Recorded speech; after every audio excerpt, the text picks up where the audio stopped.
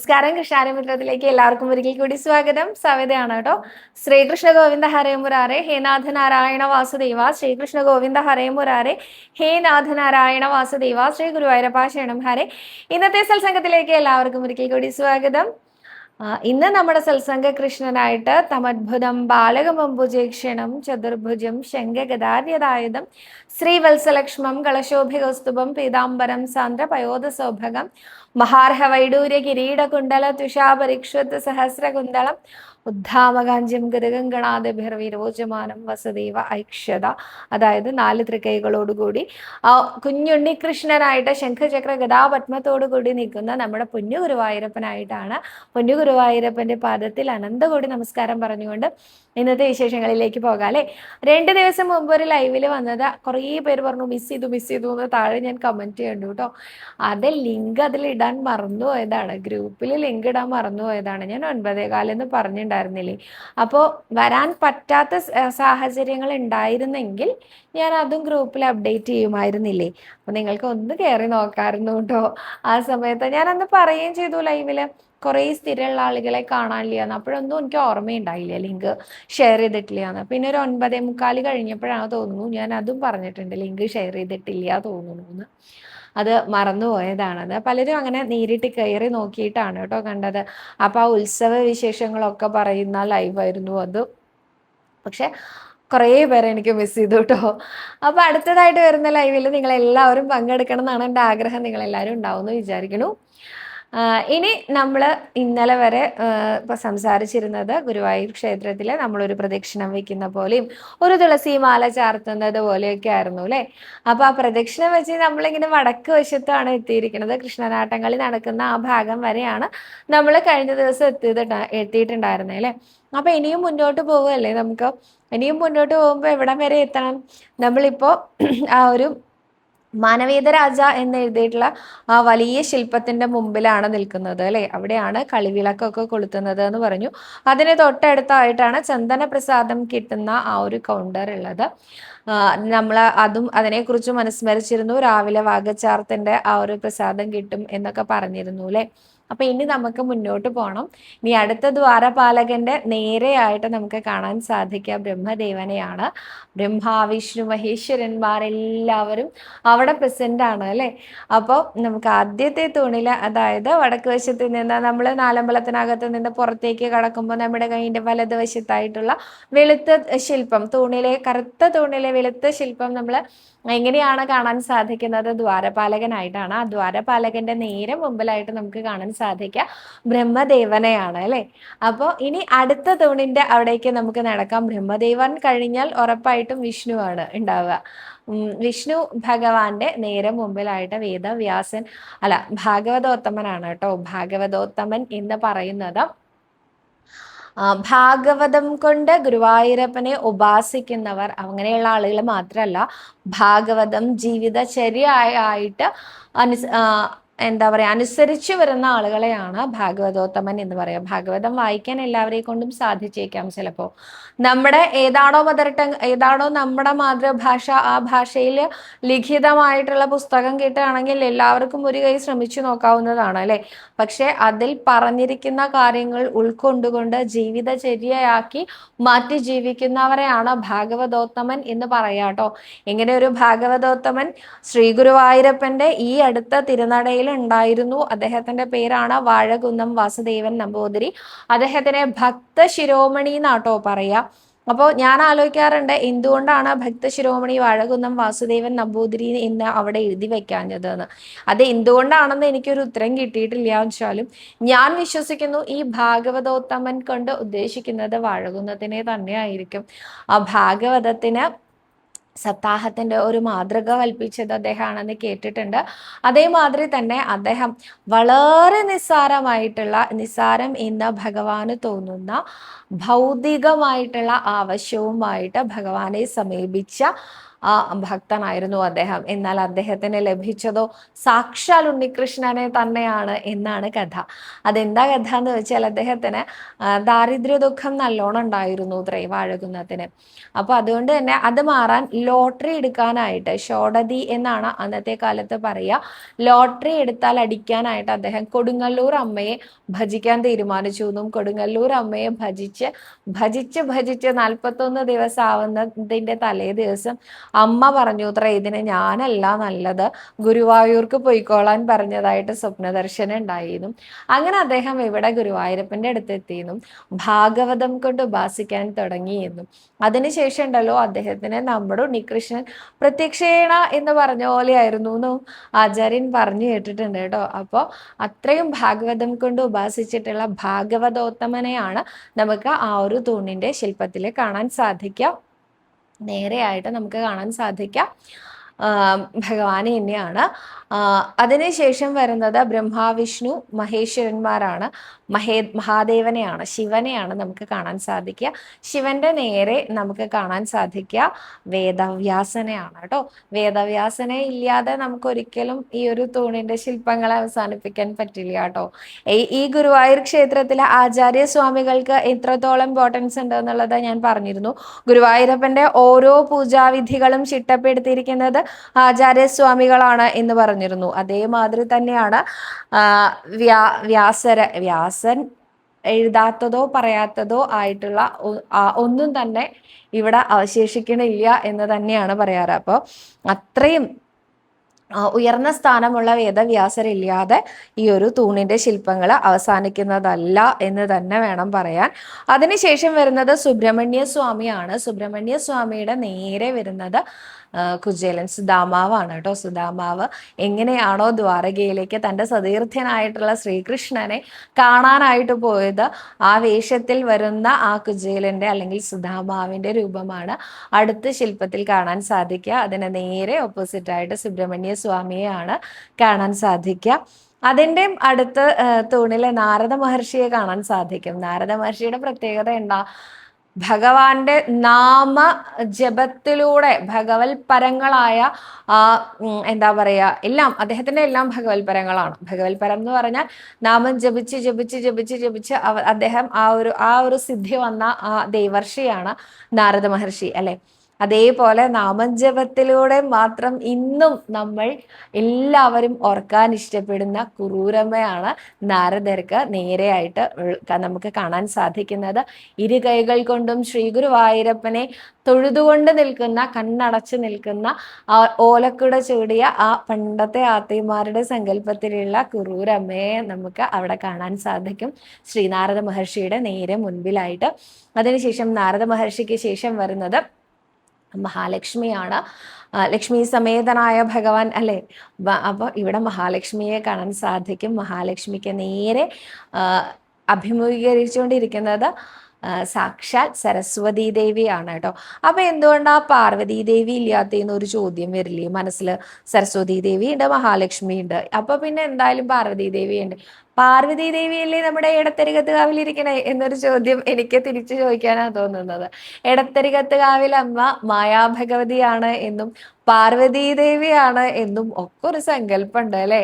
നമുക്ക് എല്ലാവർക്കും ഭഗവാന്റെ ഒരു സഹോദര സ്ഥാനത്താണ് ഇടത്തരികത്തുകാവിലെ അമ്മയെ എപ്പോഴും കാണാൻ സാധിക്കുക. അപ്പോൾ പാർവതി ദേവിക്കും ഉണ്ട് ഭഗവാന്റെ ഒരു സഹോദരി സ്ഥാനം. അപ്പൊ അതുകൊണ്ടായിരിക്കും ഈ തൂണിലെ ശില്പത്തിലെ പാർവതി ദേവി വരാതിരുന്നത് എന്നാണ് തോന്നുന്നത്. എന്തായാലും നമുക്കിനി എടത്തരികത്തുകാവിലെ അമ്മയും കൂടി ഒന്ന് തൊഴാം. ഇവിടുത്തെ അമ്മയുടെ പ്രത്യേകത, അനേകം പ്രത്യേകതകളുണ്ട് ഇവിടുത്തെ അമ്മയ്ക്കും. എന്താ പ്രത്യേകത? ശരിക്കും പറഞ്ഞാൽ ഈ എടത്തരികത്തുകാവിലെ അമ്മയുടെ ആ ഒരു ശ്രീലകം ഗുരുവായൂർ ക്ഷേത്രത്തിന്റെ മതിൽക്കെട്ടിനകത്താണെങ്കിലും അതൊരു വേറെ ക്ഷേത്രം പോലെ തന്നെയാണ് സ്ഥിതി ചെയ്യണേ. എന്താ അങ്ങനെ പറയാൻ കാരണം? വേറൊരു ക്ഷേത്രം പോലെയാണ് സ്ഥിതി ചെയ്യണേന്ന് പറയാൻ കാരണം എന്താണെന്നറിയോ? ഒരു ഉപദേവതാ പ്രതിഷ്ഠയ്ക്ക് ഒരിക്കലും വാതിൽമാടം ഒന്നും ഉണ്ടാവില്ല. നിങ്ങൾ അയ്യപ്പന്റെ ക്ഷേത്രത്തിന്റെ അവിടെ നോക്കിക്കോളൂ, അവിടെ ഒരു വാതിൽമാടം ഒന്നും ഇല്ലല്ലോ. എന്നാൽ ഭഗവതിക്കെട്ടിലോ അവിടെ ഭഗവതിയുടെ മുമ്പിലായിട്ട് ഒരു അറ കാണാൻ സാധിക്കും. ഇരുവശങ്ങളിലും ഉയർന്ന എന്താ പറയുക ഇരിപ്പിടം പോലെയുള്ള ഒരു തറ കാണാൻ സാധിക്കും. ഇതിനെയാണ് വാതിൽമാടം എന്ന് പറയാ കേട്ടോ. ഇവിടെ ഭഗവതി അമ്മയുടെ അവിടെ എടത്തിരികത്തുകാവിലെ അമ്മയുടെ മുമ്പിൽ വാതിൽമാടും ഒരു ഭഗവതിക്കെട്ടും ഒക്കെ തന്നെ ഉണ്ട് കേട്ടോ. ഈ ഭഗവതിക്കെട്ടിന്റെ അകത്താണ് ഭഗവതിക്ക് എല്ലാ വർഷവും കളമെഴുതിപ്പാട്ട് നടക്കാറുള്ളത്. ഏതാണ്ട് 52 ദിവസത്തോളം കളമെഴുതിപ്പാട്ട് നടക്കാറുണ്ട് കേട്ടോ. ഈ 52 ദിവസത്തിലെ ആദ്യ കാലങ്ങളിൽ ഒരു ദിവസത്തിലാണ് ഭഗവാൻ ഇങ്ങനെ വന്നിട്ട് കളമെഴുതി പാടുന്നതിന്റെ കളമെഴുത്ത് നോക്കി നിന്നത് എന്നുള്ളൊരു കഥ നാരായണീയത്തിന്റെ മഹാത്മ്യം പറയുമ്പോൾ നമ്മൾ പറഞ്ഞിട്ടുണ്ടായിരുന്നില്ലേ. ഇരു കൈ കൊണ്ടും ഇങ്ങനെ ഭഗവാൻ നോക്കി നിൽക്കുകയാണ് കളം എഴുതുന്നത്. ഉഗ്രരൂപിണിയായിട്ടുള്ള ഭഗവതി അമ്മേനെ ഇങ്ങനെ വരച്ചുകൊണ്ടിരിക്കുമ്പോൾ ഭഗവാൻ ഇങ്ങനെ വിചാരിക്കണ്ടേ, എന്താ ഈ കുട്ടികൾക്കൊന്നും പേടിയാവാത്തെ? ഞാൻ പണ്ട് നരസിംഹമൂർത്തിയായി വന്നപ്പോ എന്തോരു പേടിയായിരുന്നു, മഹാലക്ഷ്മിക്ക് അടക്കം പേടിയായി എന്നാ പറയണത്. ഇതിപ്പോ എന്താ എല്ലാവരും ഇങ്ങനെ ചിരിച്ചുകൊണ്ട് നോക്കി നിൽക്കുന്നത് എന്നൊക്കെ ഭഗവാൻ ഇങ്ങനെ ആശ്ചര്യപ്പെട്ടു എന്നുള്ള കഥയൊക്കെ പറയാറില്ലേ. അത് ഈ ഭഗവതി കെട്ടിലാണ് കേട്ടോ. ഈ അമ്മയുടെ അടുത്താണ് ഭഗവാന് ആറാട്ടിൻ്റെ അന്നത്തെ ഉച്ചപൂജ നടക്കാറുള്ളത് എന്നും ഞാൻ പറയാറുണ്ട്. ഇതേമാതിരി തന്നെ ഈ അമ്മയുടെ അടുത്ത് പ്രദക്ഷിണം വെക്കുന്ന സമയത്ത് വടക്ക് പടിഞ്ഞാറ് ദിശയിലേക്ക് നോക്കിയിട്ട് മമ്മിയൂരപ്പനെ മനസ്സിലൊന്ന് നന്നായിട്ട് ധ്യാനിച്ച് തൊഴണം എന്നവിടെ എഴുതി വെച്ചിട്ടുണ്ട്. ഇതൊക്കെ മേൽപ്പത്തൂരായിരിക്കും സൃഷ്ടിച്ചിട്ടുണ്ടാവുക എന്നും ഞാൻ പറയാറുണ്ട് അല്ലേ. അങ്ങനെ നമുക്ക് എടത്തരികത്തുകാവിൽ അമ്മയും ഒന്ന് തൊഴാം. അമ്മയ്ക്കുള്ള ഏറ്റവും പ്രധാനപ്പെട്ട വഴിപാടാണ് അഴൽ നിവേദ്യം. ഇതിന് പ്രത്യേകിച്ച് പ്രസാദങ്ങളൊന്നും ഇല്ലെങ്കിലും കണ്ടു തൊഴുക എന്നുള്ളത് വളരെ പ്രധാനമാണ്.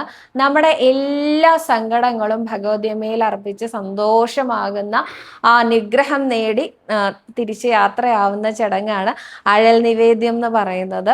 അത് മാത്രമല്ല ഭഗവതിയമ്മയ്ക്ക് നമുക്ക് പുഷ്പാഞ്ജലി ഷീട്ടാക്കാം, ഭഗവതിക്ക് ചുറ്റുവിളക്ക് നടത്താം. ഇതൊക്കെയാണ് ഭഗവതിയുടെ പ്രത്യേക വഴിപാടുകൾ എന്ന് പറയുന്നത് കേട്ടോ. ഉഗ്രരൂപത്തിലുള്ള ഭഗവതി ആവുമ്പോൾ റൂഫ് ഉണ്ടാവില്ല എന്നൊക്കെ ഞാൻ കേട്ടിട്ടുണ്ട്. നമ്മുടെ ഇടത്തരികത്ത് കാവിലെ അമ്മയ്ക്കും റൂഫ് ഇല്ല കേട്ടോ. ഉള്ളിലൊരു വൃക്ഷം വളർന്നു നിൽക്കുന്നുണ്ട്. റൂഫ് ടോപ്പ് അങ്ങനെ ഓപ്പൺ ആയ രീതിയിലാണ് ഭഗവതി അമ്മേനെ നമുക്ക് ഇവിടെ കാണാൻ സാധിക്കുക. ഭദ്രകാളി ഭാവത്തിലും ദുർഗാഭാവത്തിലുമാണ് ഭഗവതിക്ക് നേദ്യവും പൂജകളും ഒക്കെ നടക്കാറുള്ളത്, പുഷ്പാഞ്ജലികളും ഒക്കെ നടക്കാറുള്ളത് എന്നാണ് പറഞ്ഞു കേട്ടിരിക്കുന്നത് കേട്ടോ. അങ്ങനെ പ്രദക്ഷിണം വെച്ച് ഭഗവതി അമ്മേനെയൊക്കെ തൊഴുത് നമ്മൾ ആദ്യകാലങ്ങളിൽ ഗുരുവായൂർ നിവാസികളൊക്കെ വന്ന് തൊഴുതായിരുന്നത് എങ്ങനെയാണെന്നറിയോ?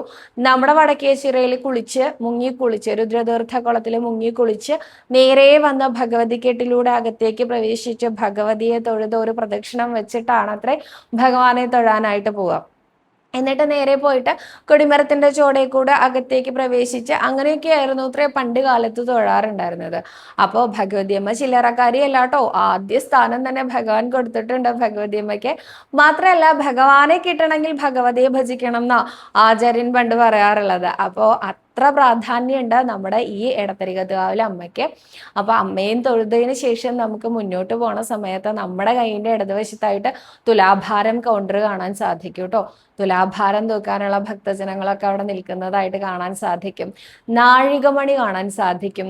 അതേമാതിരി മുന്നോട്ട് പോകുമ്പോൾ നമുക്ക് മഞ്ചാടിച്ചെമ്പ് കിട്ടും. നമ്മളെ കിഴക്ക് വശത്ത് നടപ്പന്തലിലേക്ക് കയറിയാൽ നമ്മുടെ കൈയിന്റെ വലത് വശത്തായിട്ട് ആദ്യം കാണാൻ സാധിക്കുക ഈ ആൾരൂപങ്ങളൊക്കെ എടുത്തു വെക്കുന്ന ഭണ്ണാരാണ് കേട്ടോ. അവിടെ നമുക്ക് ഏതെങ്കിലും തരത്തിലുള്ള ബുദ്ധിമുട്ടുകൾ ഉണ്ടെങ്കിൽ അതൊക്കെ മാറാനായിട്ട് കയ്യ്, കാല്, കണ്ണ്, മൂക്ക് അങ്ങനെ ശരീരത്തിന്റെ പലവിധ അവയവങ്ങള്, ആന്തരിക അവയവങ്ങള് ഇതിലേതെങ്കിലും ഒക്കെ ഉണ്ടാവും.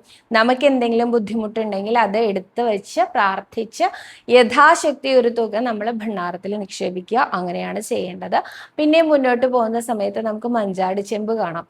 ഈ മഞ്ചാടിയുടെ പ്രത്യേകത എന്താണെന്നറിയോ? അനേകം ഭക്തര് പല തരത്തിലുള്ള ചോദ്യങ്ങൾ എന്നോട് ചോദിച്ചിട്ടുണ്ട് ഈ മഞ്ചാടി ചെമ്പിലെ മഞ്ചാടിയെ കുറിച്ച്. ഈ അടുത്ത കാലത്ത് കൂടി ഒരു ഭക്ത വിളിച്ചിട്ട് ചോദിച്ചു, എനിക്ക് ഒരു മഞ്ചാടി അവിടുന്ന് കിട്ടിയിട്ടുണ്ടായിരുന്നു. എൻ്റെ ഈ ഒരു എന്താ പറയാ ഞാൻ കൊണ്ടുപോയ ആ പേഴ്സിനകത്ത് എങ്ങനെയോ ഒരു മഞ്ചാടി വന്നു. എന്താ അപ്പം അതിൻ്റെ അർത്ഥം എന്നറിയില്ല, എടുക്കാൻ പാടില്ല എന്ന് സവിത പറഞ്ഞു തന്നെ ഞാൻ കേട്ടിട്ടുണ്ട്. ഇപ്പം ഞാൻ ഇനി എന്താ ചെയ്യാന്ന്?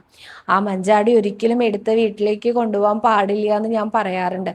എന്താ കാരണം എന്നറിയോ? ഭഗവാന്റെ ഏറ്റവും പ്രിയപ്പെട്ട കളിപ്പാട്ടമായിട്ട് വേണം അതിനെ കണക്കാക്കാൻ. മാത്രമല്ല കേട്ടോ, വെറുതെ പറയണതല്ല, നമ്മുടെ ഉണ്ണികൃഷ്ണന്റെ കുഞ്ഞി കൈകളിൽ എല്ലാ ദിവസവും കയറി ഇറങ്ങുന്നതാണ് ഈ മഞ്ചാടി എന്നുള്ളത് ഒരു വലിയ സവിശേഷതയാണ്. ആ മഞ്ചാടി ഒന്ന് തൊട്ട് തൊഴാൻ ഒരു ഭാഗ്യം കിട്ടിയാൽ അതേ വലുതാ. കാരണം നമ്മുടെ ഉണ്ണികൃഷ്ണന്റെ കൈ പതിഞ്ഞിട്ടുണ്ട് അവിടെ തന്നെയാ. കാരണം ഈ ഉണ്ണികൃഷ്ണന് ഇടയ്ക്കിടയ്ക്ക് യാത്ര പോവലുണ്ട്. എങ്ങടാ യാത്ര പോവാ? ദുഃഖിച്ചിരിക്കുന്ന ആ ഭക്തരെ കാണാനായിട്ട് ഉണ്ണികൃഷ്ണന് ഒരു പോക്കുണ്ട്.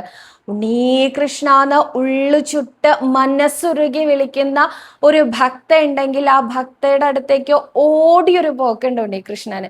വെറുതെ പോവില്ല. പോണ വഴിക്കുണ്ടല്ലോ ഒരു പിടി മഞ്ചാരി വാരി ഇങ്ങോട്ട് കയ്യിൽ പിടിച്ചിട്ടാണ് അത്ര ഉണ്ണികൃഷ്ണൻ ഓടുക. ഓടുന്ന വഴിക്ക് കുഞ്ഞു കയ്യിൽ നിന്ന് മഞ്ചാടി മണികളൊക്കെ താഴെ ഇങ്ങനെ ചിന്നി ചിതറി വീണ് പോവാറുണ്ട്. എന്തായാലും ആ ഭക്തയുടെ അടുത്ത് എത്തുമ്പോൾ ഒരു മണി മഞ്ചാടി എങ്കിലും ഈ ഉണ്ണികൃഷ്ണന്റെ കയ്യിലുണ്ടാവും. എന്തിനാന്നറിയോ? ഈ കരയുന്ന ഭക്തയുടെ അടുത്ത് കുറച്ചു നേരം നമ്മുടെ ഉണ്ണികൃഷ്ണൻ ഇങ്ങനെ വന്നിരിക്കും. അപ്പോ മനസ്സിങ്ങനെ വിഷമിച്ച് സങ്കടമായിട്ട് ഇരിക്കണ ആ ഭക്തക്കുണ്ടല്ലോ, കിടന്നാൽ ഉറക്കം വരായിക എന്ന് പറഞ്ഞൊരു അവസ്ഥ ഉണ്ടല്ലോ, അങ്ങനെ വരും. ആ സമയത്ത് ഭഗവാൻ ഇങ്ങനെ ആ നെറുകയിൽ ഒന്നിങ്ങനെ തലോടി കൊടുക്കുന്ന സമയത്ത് അറിയാതെ ഉറങ്ങിപ്പോകും ഈ ഭക്ത. ഈ ഭക്ത ഉറങ്ങി പോകുമ്പോൾ ഭഗവാന് സമാധാനമാവും. നമ്മൾ ഈ കുട്ടികൾ ഇങ്ങനെ വാശി പിടിച്ച് കരയുമ്പോൾ അമ്മമാരെന്താ ചെയ്യുക? ഇങ്ങനെ ചുമലിലിട്ട് തട്ടി തട്ടി ഉറക്കാറുണ്ട് അല്ലേ? അവൻ അല്ലെങ്കിൽ അവൾ ഉറങ്ങിക്കഴിഞ്ഞാൽ നമ്മൾ അമ്മമാർക്ക് ഒരു ആശ്വാസമാണ്. കരഞ്ഞ് കരഞ്ഞിട്ടാണെങ്കിലും എൻ്റെ കുട്ടി ഒന്ന് ഉറങ്ങി കണ്ടൂലോ എന്ന് പറഞ്ഞിട്ട് ആ അമ്മ ഇങ്ങനെ കിടത്തി ഒന്നിങ്ങനെ ആശ്വസിപ്പിച്ച് നെറ്റിയിലൊക്കെ ഒന്ന് ഒരു ഉമ്മയൊക്കെ വെച്ചിട്ടാണ് പോവാറുള്ളത് അടുത്തുനിന്ന് അല്ലേ? ഇതേമാതിരി ആ ഉറങ്ങിക്കിടക്കുന്ന ഭക്തയുടെ അടുത്ത് കയ്യിൽ കരുതിയ ഒരു മഞ്ചാടി അവിടെ വെച്ചിട്ട് പോകുന്ന ആ ഒരു കുറുമ്പൻ സ്വഭാവം ഉണ്ട് നമ്മുടെ ഉണ്ണികൃഷ്ണന്. എന്തിനാ ആ മഞ്ചാടി അവിടെ കൊണ്ടുവയ്ക്കണേ? ഞാൻ വന്നിണ്ടായിരുന്നു നിന്റെ അടുത്ത്, ഇത്ര നേരം ഞാൻ ഇവിടെ ഇരുന്നോണ്ടല്ലേ നിനക്കിപ്പോ ഒരു ആശ്വാസം തോന്നണത് എന്ന് അറിയിക്കാൻ വേണ്ടിയിട്ടാണ് എന്നാണ് എൻ്റെ ഒരു അനുഭവമാണ് കേട്ടോ ഇത്. വെറുതെ പറയണതല്ല. അനേകം ഭക്തര് അവരുടെ അനുഭവമായിട്ട് സാക്ഷ്യപ്പെടുത്തിയതിൻ്റെ അടിസ്ഥാനത്തിലാണ് ഞാനിത് പറയുന്നത്.